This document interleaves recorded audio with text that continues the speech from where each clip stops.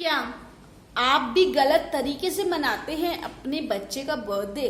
तो जानिए क्या है सही तरीका। क्या आप अपने बच्चे के बर्थडे के दिन महंगे केक लाकर, बड़ी पार्टीज देकर, महंगे खिलौने देकर आप अपने बच्चे का बर्थडे सेलिब्रेट करते हैं? तो आपको लगता है कि आपके बच्चे का भविष्य सुधर रहा है या वो एक अच्छा इंसान बन रहा है? तो आज स्मार्ट पेरेंटिंग में तो जानिए क्या है सही तरीका या बेहतरीन तरीका अपने बच्चे के बर्थडे सेलिब्रेट करने का। Hello friend, this is Payal Agarwal, motivational speaker, parenting coach. अगर आप अपने बच्चे के बर्थडे पर डिजाइनर केक लाकर या बड़ी पार्टीज कर या महंगे गिफ्ट देकर, आपको पता है इन सब चीजों का सबसे बड़ा एक साइड इफेक्ट है। सबसे बड़ा साइड इफेक्ट क्या है?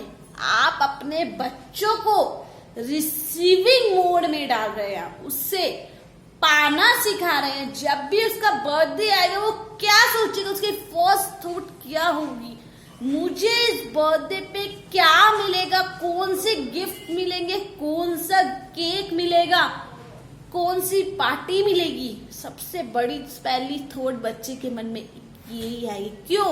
क्योंकि आप उसे बर्थडे के दिन पाना सिखा रहे हैं। अगर आप अपने बच्चे को पाना सिखाएंगे तो इसके 7 बड़े नुकसान हैं आपके बच्चे के लिए।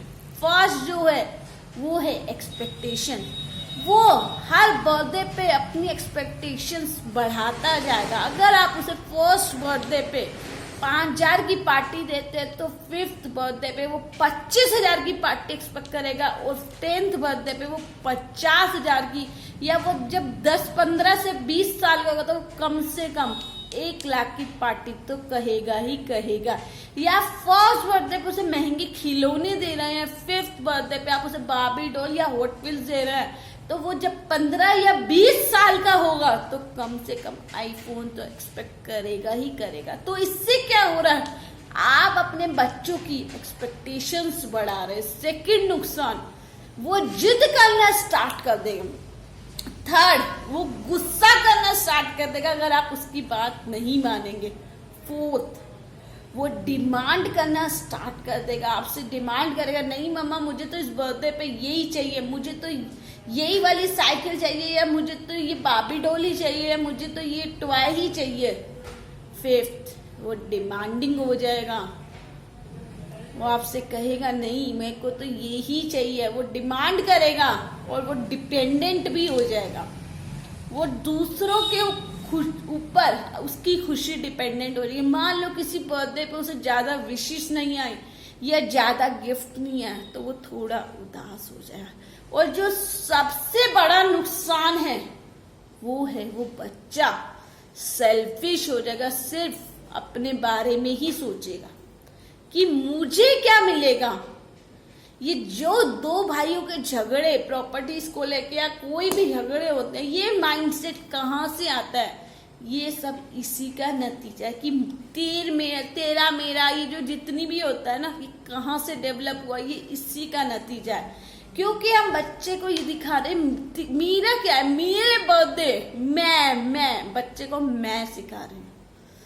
तो फ्रेंड्स, अगर आप चाहते हैं आपका बच्चा बिल्कुल भी ऐसा ना बने और उसके अंदर एक अच्छे संस्कार आए, तो आपको अपने बच्चे के बर्थडे के दिन कुछ ऐसा कराना है जिसकी वजह से आपका बच्चे के अंदर एक अच्छे संस्कार है। क्योंकि जो बच्चे के बर्थडे का दिन होता है ना, वो उसका यादगार दिन होता है, वो उसकी लॉन्ग टर्म मेमोरी में जाके फिट हो जाता है और वो पूरे साल उस दिन को याद रखता है।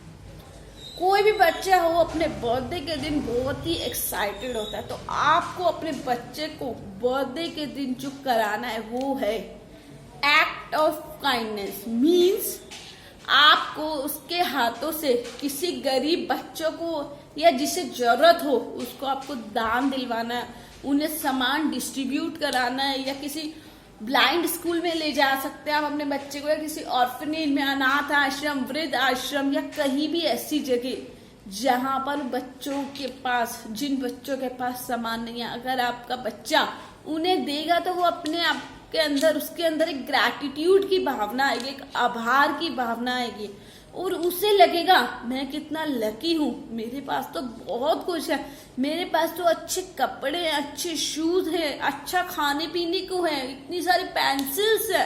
इन बच्चों के पास तो कुछ भी नहीं है।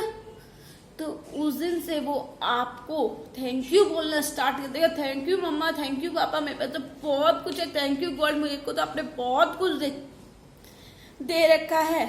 वो अपने आप को ब्लेस्ड फील करेगा कि मैं कितना लकी हूँ, कितना ब्लेस्ड हूँ कि मेरे पास तो सब कुछ है।